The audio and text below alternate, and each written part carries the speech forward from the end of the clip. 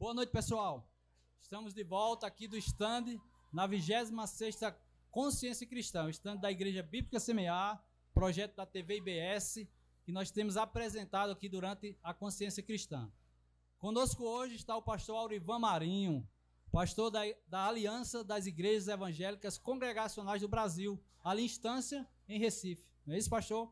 Ele será o nosso entrevistado e nós não vamos conhecer apenas o ministério dele, que já é conhecido. O propósito nosso nessa conversa de hoje é conhecer o homem por trás desse ministério, como foi o desenvolvimento cristão, da sua juventude, de repente da sua infância, conhecer um pouco da sua realidade de vida hoje. Esse é o nosso propósito. Mas antes disso, nós queremos agradecer pela presença já, pastor, e também já lhe conceder a oportunidade para se apresentar, tá bom? Dar uma boa noite, para a gente começar a nossa conversa.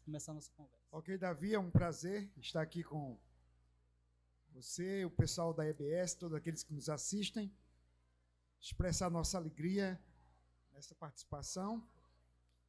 E eu acredito que esse é um momento que a gente vai poder tratar certamente de algumas coisas que para muitos são desconhecidas, embora normalmente eu trate de alguns fragmentos do meu testemunho, da minha vida, mas aqui a gente pode colocar de uma forma mais cronológica. Perfeito, essa é a ideia, tá bom? Até porque, como a gente já falou, já um ministério sólido do pastor Aurivan, não apenas como pastor, como já falamos, da Aliança Congregacional, mas também como conferencista, já estando por várias edições na Consciência Cristã e outros eventos que a gente tem acompanhado por aí. Conhecer um pouco de sua história, amém, como homem, no desenvolvimento como cristão também. E a gente vai começar lá atrás, pastor. E a primeira pergunta para o senhor é: o senhor nasceu num lar cristão, evangélico? Como foi o seu desenvolvimento aí na infância? Tá bom? Conta para nós, para que a gente possa conhecê-lo desde lá de trás. Então, eu sou filho de uma família de 10 filhos. Eu sou o quarto. Meu pai é agricultor, analfabeto. E eu nasci ali no sertão do Rio Grande do Norte, um lugarzinho chamado Apanha-Peixe, entre Caraúbas e Apodi. E ali tinha uma igreja evangélica, tem até hoje. Sim. E eu, quando nasci, aliás, quando eu cresci, não sei exatamente em que tempo meus pais se converteram. E eu cresci na igreja evangélica. Amém. Mas aos 15 anos eu saí de casa para morar no Apodi, na casa de um primo do meu pai, para eu poder estudar. Perfeito.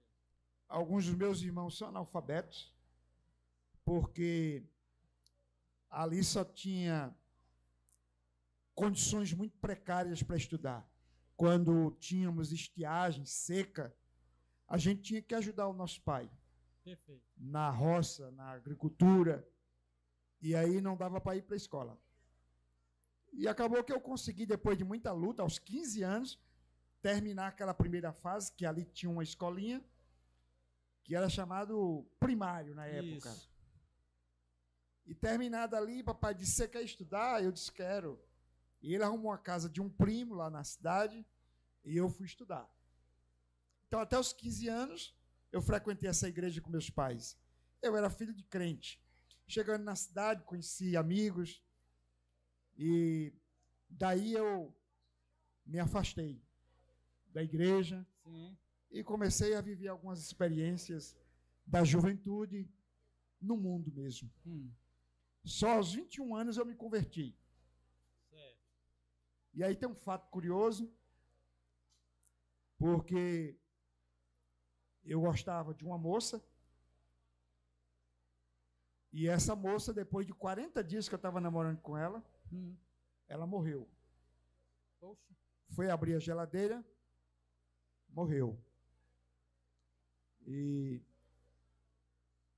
eu tinha um projeto, me converter aos 30 anos, aproveitar a juventude. Depois que Sim, eu quero aproveitar a juventude. experimentasse de tudo. Lá para os 30 anos eu vou me converter, porque eu sei que esse é o caminho verdadeiro. E com essa situação, é como se Deus dissesse: como é que você pode projetar a vida lá para os 30 anos? Essa moça tinha 19 e eu estava com 20. Que garantia teria de chegar até lá? Ela morreu, não precisou nem estar doente. Nesse dia houve um acidente de carro, um outro rapaz morreu na minha cidade. Foi um abalo para a cidade. Sim. 2 jovens, Sim. de maneira muito trágica. E ali eu me dei conta de que a vida não era minha. E que eu não podia projetar o futuro sem Deus. Então, a partir dali eu comecei a ler a Bíblia e a orar. Até para buscar Deus o conforto, o amparo. Sim.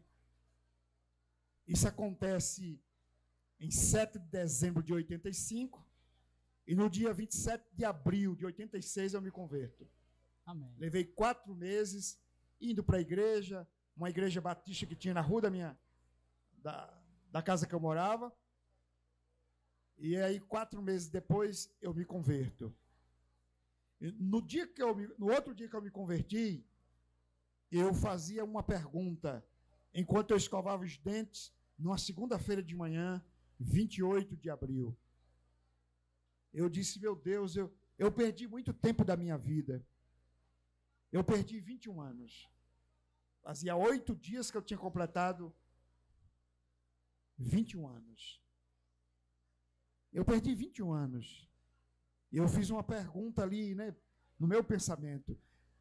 Deus, o que é que eu faço para recuperar o tempo perdido? E de uma forma mais audível do que eu posso ouvir você aqui, embora não tenha sido ouvido, mas na minha mente, no meu coração, Deus falou comigo. Amém. Disse, tempo perdido não se aproveita. Aproveita o dia que eu te dou hoje. Aquilo foi revolucionário. Porque agora eu queria ler a Bíblia toda num dia. Tinha dia que eu lia 10 capítulos e eu ficava naquela expectativa, tipo alguém que está num seriado da Netflix. Perfeito. Que quer saber o final. Aguardando a próxima temporada. A próxima temporada vai ser show. O capítulo da novela do dia seguinte. Isso. E eu estava, a história de José, queria saber o final, a história de Jesus. E eu li a Bíblia muito rápido. Sim. Estabeleci ali um propósito de orar 1 hora por dia, novo convertido. Com 5 minutos já orou pelo Brasil, pela China. Mas era o desejo. É ansiedade. E o fato... Nesse entremeio, pastor, vamos colocar a família, seus pais, que acompanharam todo esse processo. Vai para uma cidade maior para estudar, de repente se desvia. Como é que funcionou até essa conversão? Como é que funcionou essa mecânica?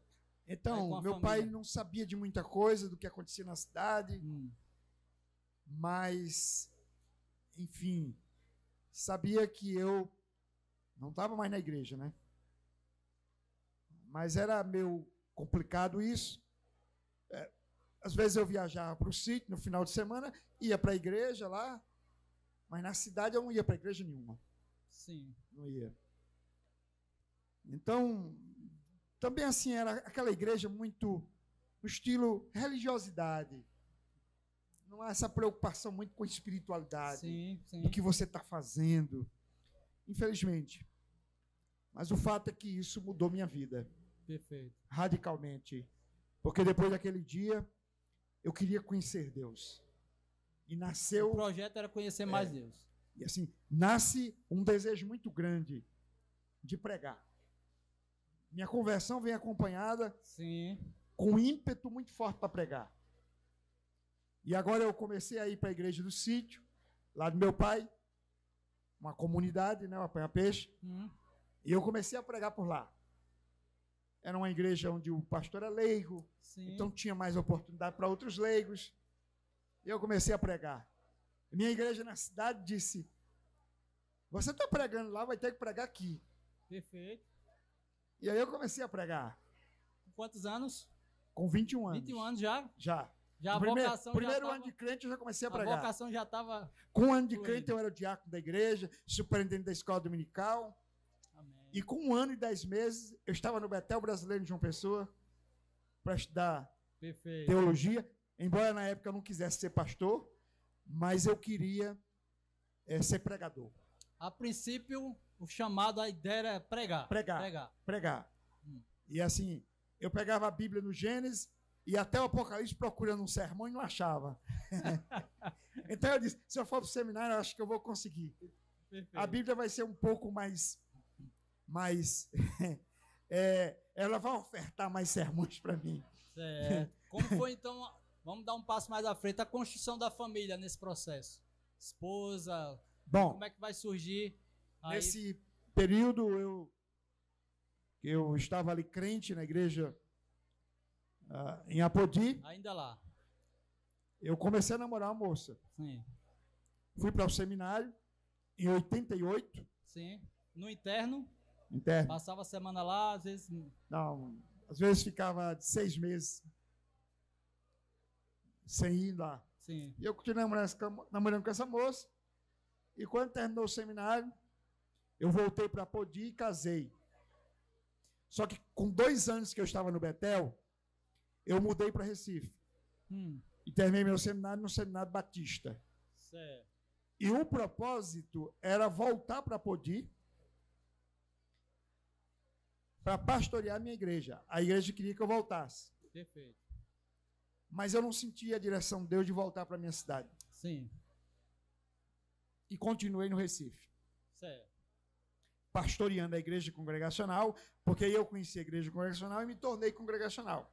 Perfeito. Nesse meio tempo Do seminário aí, Isso. entre o 3º e o 4º ano. Sim, perfeito. Quando eu estava em Recife. E aí, estando em Recife, eu me organizei lá. Passei a morar, Perfeito. casado. Sim. E em seguida fui fazer o mestrado em teologia, entrei na Universidade Federal e fui fazer filosofia. E me tornei... Tudo nesse mesmo tempo aí foi... Tudo entre 91 e 93. Certo. Terminei o curso, me casei, assumi a igreja, fui ordenado pastor, entrei para o mestrado, entrei para a filosofia e me tornei professor de seminário. Sem se falar que nesse período eu já estava trabalhando na denominação do departamento teológico. Sim, no DERP. Passei DERP, 10 anos no DET. Passei 10 anos no DET trabalhando. Sim. E depois eu me tornei vice-presidente da Aliança. Perfeito. No final dos anos 90, exatamente. No final dos anos 90, fui vice-presidente de 2 mandatos. Sim. Um do pastor Marconi Carvalho e outro do pastor Samuel de Veras, que faleceu recentemente. Está na glória. Então, assim, esse aí o resumo até chegar nesse período do início do ministério. Que o senhor, então, quando migrou congregacional, é a igreja que o senhor pastoreia hoje? Até hoje. É a mesma igreja? Estou com 31 anos então, o senhor chegou lá, de pastorado. Saindo como seminarista, né, do seminário batista, o senhor chega a congregacional, em instância, e é aí que o senhor começa a construir a sua vida, né, não apenas como no ministério, mas também família também. Sim, sim. Então, seus filhos também cresceram lá, se desenvolveram nesse ambiente. Eu só tive um filho, né, até hoje. Sim, sim. E minha esposa não conseguia engravidar. E praticamente só entre o 9º e 10º ano de casamento é que ela engravidou quando a gente já pensava em adotar. Perfeito. Pensava na adoção. Sim. E depois disso não engravidou mais. Então é o filho da promessa. Glória a Deus. Coisa importante. Acredito que muita gente não sabia desse detalhe aí. É interessante. De trazer. Então, são quantos anos de ministério? São 31. 31 de ministério pastoral na igreja de instância. Amém. E os desafios como homem, pastor? Muito embora tudo isso esteja envolvido, mas como marido, como pai, como homem da sociedade, qual o maior desafio que o senhor tem passado nesse tempo que o senhor podia destacar para poder manter o ministério, se manter de firme? Eu quero voltar um pouco. Fique à vontade. E destacar um ponto que eu acho que é muito importante para quem nos assiste. Sim. Do ponto de vista da fé, da experiência cristã, da vida cristã, que é um ponto doutrinário que eu considero um dos maiores sustentáculos da vida cristã, quando a gente aprende a considerar isso como um fundamento da nossa fé, que é a doutrina da providência. Sim. A doutrina da providência. Por quê? Eu entendo que eu não saí do apanha-peixe para o Apodi. Deus me arrancou de lá. o mais cômodo era eu ficar na casa do meu pai trabalhando com ele, do que ir para uma casa estranha, morar numa cidade com muitas resistências que eu tinha, que era o medo, a timidez e o fato de morar fora, longe do aconchego da família. Isso para mim era coisa do outro mundo. Sim. E eu só saio dali porque eu enxergo que Deus tem um propósito comigo em me levar para estudar. Eu acreditava que Deus estava me Já era arrastando. claro na sua mente, Sim. coração, que havia um caminho que Deus estava trilhando. Era só um filho de crente, mas eu enxerguei isso. Sim. Depois houve um segundo momento, que é esse momento que eu saio do Apodi e venho para João Pessoa. No dia que eu saí de casa, eu até uso essa expressão, aí o pessoal ri, né? Quando eu uso. No dia que eu saí de casa, minha mãe me disse, que tem uma música popular que diz. Perfeito. Então minha mãe me disse, filho, vem cá, né? Meu pai e minha mãe disse, você vai para João Pessoa, a gente não tem nenhuma mala para te dar, uma roupa para dar. Como é que você vai viver? E eu disse, meu pai, eu li na minha Bíblia, em Mateus 6:33, que se eu buscar o reino de Deus em primeiro lugar, as demais coisas serão acrescentadas. E eu fui para João Pessoa, e a igreja em Apodi disse, a gente vai manter você. Depois de um ano, a igreja não pôde mais manter. E quando foi um dia, quando você passava um certo tempo sem ter mantenedor, o Betel mandava você de volta para casa. De volta. Quando foi um dia, a presidente disse, olha, um empreiteiro do Maranhão, ele veio aqui no Betel e disse que queria manter alguns alunos sem mantenedor. E você está nessa lista. Coisa maravilhosa. Eu não conhecia esse homem. Sim. E a partir dali eu tive a manutenção do meu segundo ano de seminário. Mas por uma questão de saúde eu precisei sair do Betel. Sim. Porque o Betel tinha um ritmo e eu entrei no esgotamento radical, de ficar desmaiando. Tão grande era o estresse, o esgotamento, porque eu não dormia, estudava muito, semana estudando, trabalhava muito no campo, pregava. E eu já fazia um trabalho de um pastor e não sabia. E não queria ser pastor, viu? Até então? Não, eu só cedi, né? Porque você não pode resistir a Deus. Nem consegue. Já no final do quarto ano. Eu disse, não, acho que Deus me chamou mesmo, eu tenho que ser pastor. Certo. Bom, mas o fato é que Deus me arrancou dali sem condições, me levou para João Pessoa e fez a provisão. Quando eu saio do Betel e vou para Recife, eu perco o mantenedor. Porque o dinheiro caía na conta do Betel. Perfeito. Da instituição. E o Betel agora, obviamente, vai passar para um outro aluno da instituição. E aí a igreja em Apodi disse, não, a gente vai manter você. A gente agora pode. E mantiveram no terceiro ano. Já no quarto, eu estava estagiando em Recife. Lá no Recife, eu já consegui me manter no seminário.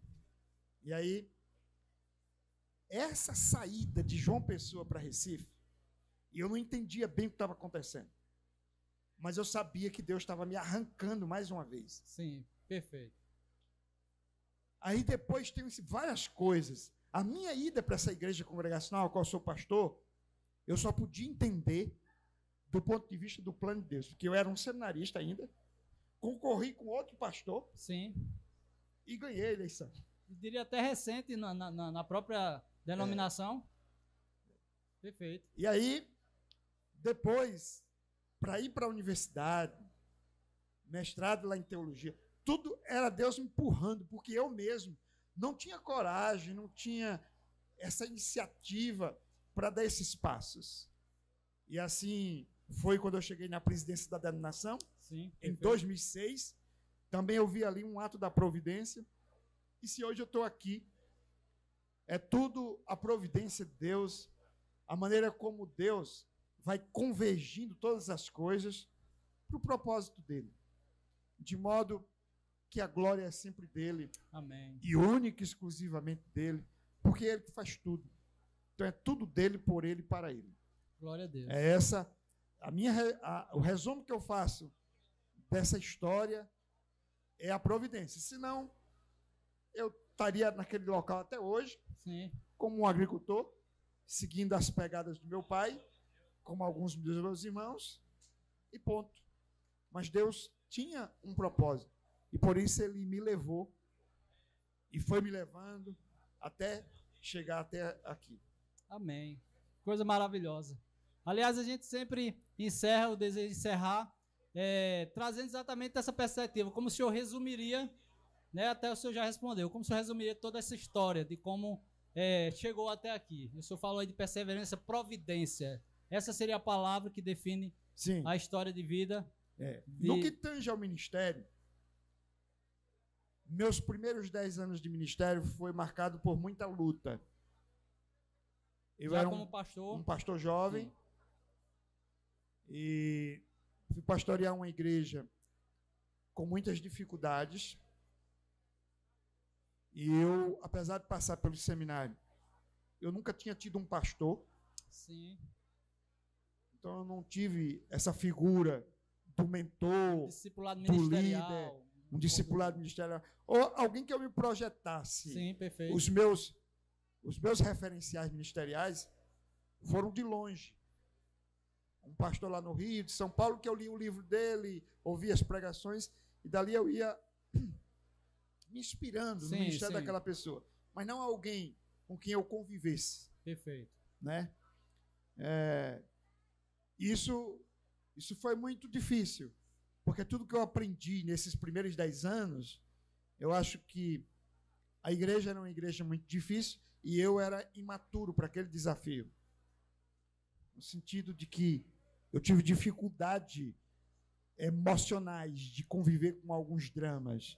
Em que sentido eu digo emocional? Sim. Eu acho que eu sofri demais, eu valorizei demais as situações. Sim. Que talvez você devesse passar por cima, e você às vezes sofre demais com aquilo. Perfeito. Bom, mas depois a igreja foi deslanchando, a minha visão foi sendo absorvida pela igreja, visão de ministério. E eu também queria acrescentar um outro elemento. Fique à vontade. Durante essa minha caminhada de ministério, eu vi muitos pastores se perderem ministerialmente, se perderem teologicamente, literalmente se desviando por ventos de doutrinas, transformando o ministério numa situação vexatória em termos de ensino e tudo mais. E eu agradeço a Deus porque lá no início do meu ministério eu tive um contato com a teologia reformada. Sim. Eu conheci as doutrinas da graça. Eu passei a entender que eu deveria estudar mais e me dedicar mais no conhecimento dessas doutrinas. Sim. Que elas seriam a base do meu ensino. Fundamento. Então, isso foi muito importante. A segunda coisa importante é o meu envolvimento com o seminário. Porque na medida que eu precisei estudar mais para hermenêutica, teologia bíblica, teologia sistemática, aquelas cadeiras, eu me enriqueci. Sim, sim. Agora mesmo estava dando uma palestra em Goiânia, lá em Goiás, sobre pregação. Sim. Eu estava dizendo, olha, a minha pregação é um misto de hermenêutica, teologia bíblica e teologia sistemática. E isso me ajuda a interpretar o texto e aplicar para as pessoas. Então, acho que essa base é muito importante, né? Fato. Então, isso foi importante para mim. Essa vida como professor de seminário não deixou que eu me acomodasse, isso, mas que eu continuasse estudando. É isso que eu quero colocar. Exigia sempre um contínuo preparo. A terceira coisa muito importante, que foi muito desafiador, foram 8 anos na presidência da Aliança. Sim, sim. Mas foi um trabalho que prosperou, que gerou frutos, e que eu acho que eu amadureci como líder, convivendo com muitas igrejas, com muitos pastores, tendo que lidar com muitos problemas. Eu amadureci como homem e como líder. Sim. E isso me terminou devolvendo à igreja um pastor com uma visão melhor de ministério, de pastoreio. Sim. Então, Estou tratando aqui de coisas que eu também acho que eu nunca tratei com ninguém, mas assim... Esse é o propósito do programa. De repente a gente vai fazendo essa leitura, né? Perfeito. Então é isso. Os desafios diários são muitos, né? Você vive numa sociedade que nos desafia todo dia. O ministério exige de você toda hora. Os dramas, os dilemas. A gente acabou de passar por uma pandemia, muitos desafios do ponto de vista do pastoreio, das emoções das pessoas. E tudo isso você também vai crescendo e vai aprendendo um pouco mais. Amém. Para encerrar, o nosso tempo está indo embora. Felizmente, conversa tão boa. Tenho certeza que você também em casa está gostando. O senhor tem sonhos da vida pessoal, que obviamente envolve ministerial também, familiar. O senhor teria sonhos nesse processo, como o senhor falou, né, de Aurivan Marinho se desenvolvendo, né, a cada experiência, como o senhor tem contado, para frente. O que é que a gente pode observar e daquilo que está no coração, senhor? As pessoas cobram muito, que até hoje eu não escrevi livros. Então eu tenho alguns trabalhos aí que podem surgir livros aí. Amém. Vou precisar, talvez, enxugar um pouco minha agenda para eu poder dedicar um tempo a ver se eu escrevo alguma coisa. Talvez seja isso. Do ponto de vista da igreja local, a gente está com alguns projetos de expansão em mente. Amém. Em desenvolvimento também. Deus tem nos dado um bom crescimento nesses últimos anos. Amém. E chegou a hora de construir um novo templo. E esse talvez seja o grande desafio do momento. Eu não sei explicar para você, humanamente falando, por que eu estou nessa igreja até hoje. Mas, assim, uma coisa que eu amo aquela igreja, ela é uma igreja que também revela um carinho muito grande pelo seu pastor. Mas eu sempre acredito que eu não fui embora porque Deus me quis ali. Porque eu sempre recebo algum convite. E num primeiro momento eu disse, agora eu vou. Aí vem um segundo momento, eu oro, penso. Reflete. Aí não vou. Então, é isso. Continuar desenvolvendo esse ministério até o dia que Deus quiser. Amém. Quando eu fiquei na aliança, praticamente eu fiquei sem pastorear. Sim. Eu não me desliguei da igreja, mas eu vivi uma agenda maluca. Tinha outros pastores que trabalhavam lá. Quando eu deixei a aliança, eu estava exatamente com esse anseio. Deixei ali a presidência em 2014. Então, exatamente, essa é uma nova fase do meu ministério. Sim. Esses últimos 9 anos, 8 anos. Retorno à igreja local, foco, desenvolvimento. Então é isso. Bom, a gente já tem, inclusive, um spoiler aqui de que brevemente, se Deus quiser, e vamos orar por isso, e vocês também podem, aí de repente, nos comentários, tá certo? Reafirmar essa posição aí, para que a gente tenha aí, quem sabe, no próximo ano, 27ª Consciência Cristã, estejamos lançando o livro aqui do pastor Aurivan, tá bom? Vamos estar cobrando isso, tá bom? Que Deus dê condição, então, ao Senhor, tá bom? A gente vai chegando ao final do nosso programa, tá bom? O homem além do ministério, que você pode conhecer e que conhecemos aqui de forma tão graciosa, um pouco da história do pastor Aurivan Marinho, que tem sido bênção aqui para Campina Grande, assim como para a sua igreja e para o reino de Deus, tá bom? Pastor, queremos agradecer pelo tempo que o Senhor dispôs para nós aqui, para podermos conhecer o Senhor e também trazer essa história de vida tão pertinente e tão única, pautada na providência de Deus, né, para que tivéssemos o Senhor também aqui como um palestrante da consciência cristã. Tá bom? Deus abençoe. Deus últimas palavras, fica à vontade. Tá bom? E a gente vai encerrando o nosso programa por hoje. Eu que agradeço, Davi, e expressar aqui o meu carinho pela Igreja CMA. Tenho muitos amigos, isso. Pastor Vieira, isso. Né, Luiz Vieira, e a todos os irmãos, amém. A todos que nos assistem, Deus abençoe sua vida ricamente. Amém. É isso. E até a próxima. Não esqueça, a produção tem que estar me lembrando disso. Não esqueça de deixar seu like, se inscrever no canal, ok? Porque isso ajuda aí a gente a avançar com o projeto da TV, tá bom? Então passa essa entrevista à frente, é um testemunho maravilhoso. E é isso, pessoal. Até a próxima, se Deus quiser, e vamos em frente.